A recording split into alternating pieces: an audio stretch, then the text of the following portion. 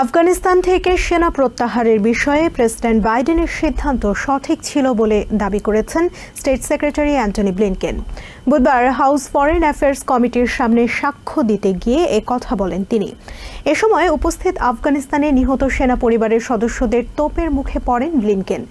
দীর্ঘদিন ধরে house committee তাকে সাক্ষ্য দিতে তলব করলেও তা এড়িয়ে গেছেন state secretary. President Biden Afghanistan থেকে সেনা সরিয়ে নেওয়ার সুনির্দিষ্ট সময় জানতে পারলেও আগের সরকারের কাছ থেকে এ বিষয়ে কোনো কর্মপরিকল্পনা পাননি বলেও দাবি করেন ব্লিনকেন।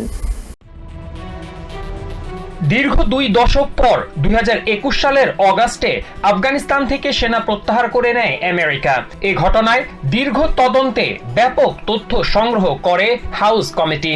আফগানিস্তান থেকে সেনা প্রত্যাহারের বিষয়ে হাউস ফরেন অ্যাফেয়ার্স কমিটি বেশ কয়েকবার স্টেট সেক্রেটারি অ্যান্টনি ব্লিনকেনকে আনুষ্ঠানিকভাবে সাক্ষ্য দেওয়ার অনুরোধ করলেও তাতে কর্ণপাত করেননি তিনি।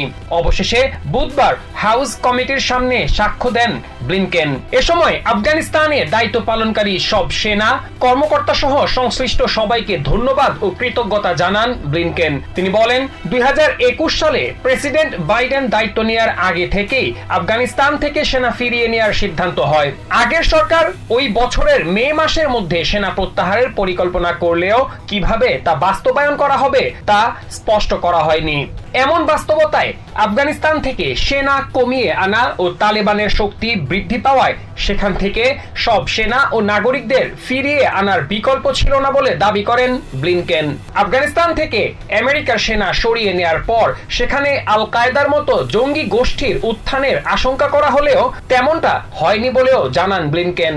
আফগানিস্তান থেকে সেনা সরিয়ে নেয় চায়না ও রাশিয়ার চোখে আমেরিকা দুর্বল হিসাবে আত্মপ্রকাশ করেছে বলে দাবি করেন হাউস ফরেন অ্যাফেয়ার্স কমিটির চেয়ার মাইকেল ম্যাককল। আফগানিস্তান থেকে সেনা ফিরিয়ে নেওয়ার ঘটনায় শিক্ষণীয় কি? ক্যালিফোর্নিয়ার ডেমোক্রেটিক কংগ্রেস সদস্য সারা জ্যাকবের এমন প্রশ্নের জবাবে স্টেট সেক্রেটারি বলেন, কোন দেশেই সামরিক শক্তি প্রয়োগ করে গণতন্ত্র প্রতিষ্ঠা ও জাতি গঠনের পরিকল্পনা আসলে কাজ করে না। Masum Hasan, TVN 24 news desk.